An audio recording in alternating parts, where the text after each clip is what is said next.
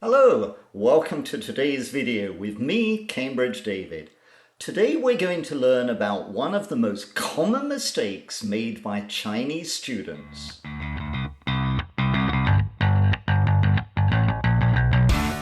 Now, most adjectives in English are what we call gradable adjectives. That means that we can make them stronger or weaker.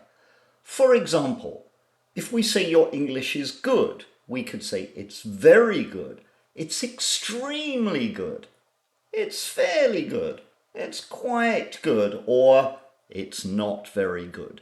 We can move the word good up and down.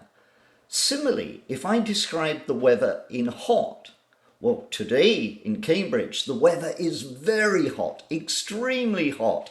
Yesterday it was fairly hot, but back in January it was not very hot.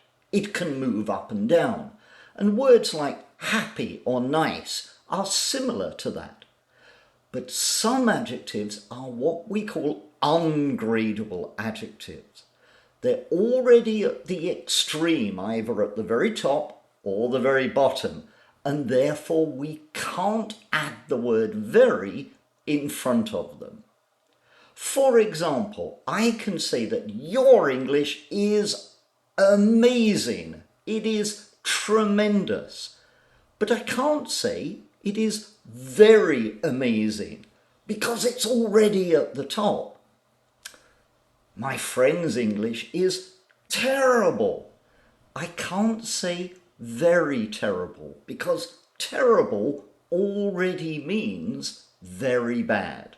I can't make it any lower.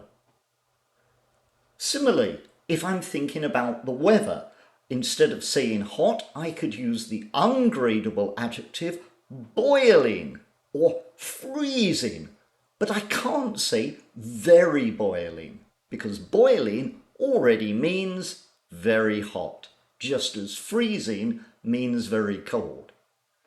Similarly, you look wonderful today. I can't say you look very wonderful. I just use the word wonderful. Now, here is the most common mistake made by Chinese students, because when they're talking about food, for example, these noodles are very delicious? No, because delicious is an ungradable adjective. Delicious means very tasty. So the next time you're talking about food, remember, you can only say delicious, not very delicious. Okay? So, time for a test. I'm going to read you some words, and I'd like you to tell me whether they are gradable or ungradable adjectives. Remember, if they're gradable, then we can put very in front of them. But if they're ungradable, we can't put very. You could use words like really or absolutely, but you don't have to do that. Okay, so here's the first one, and it's the word angry. Angry. That's right, angry is a gradable adjective. I could be very angry or fairly angry or quite angry. An ungradable alternative would be furious. I was furious, meaning very angry. Okay, the second one. And the second one is the word enormous. Enormous. Absolutely right. Enormous is an ungradable adjective because enormous means very big. So, for example, my ideal house would be an enormous house with lots of rooms for guests to visit. Number 3 is the word hungry. Hungry. That's right, hungry is a gradable adjective. An ungradable alternative would be starving. I was starving. Number 4 is the word delighted, delighted. And delighted is ungradable adjective. It means very pleased. I was delighted when I received a bike as my birthday present. How nice. I was delighted.